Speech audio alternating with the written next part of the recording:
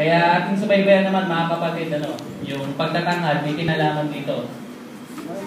Dalawang pagtatanghal na inihanda ng ating mga kapatid. Atin silang subaybayan. Napanood mo ba yung laban nila man? Yung Bradley? May natin pag-usapan niya, malaga tayo sa ibahan. Ako po, Sino yun? ako si Henry, kasama ko po si Rico. Anong kailangan yun? Ayos mo namin ipagpag-usap sa inyo.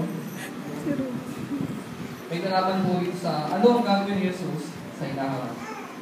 Gagawin ko sa Jesus sa hinaharap? Meron po. Mabuti po, basahin natin nasa awit. 72, 7.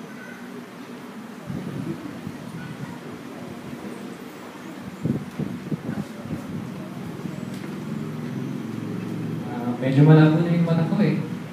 Kaya pagsuyan po natin si sabi po dito, sa kanyang mga araw ay sisipo ng mapil at ang kasaganaan ng kapayapaan hanggang sa mawala na ang buwan. Okay, cut. Okay mga kapatid.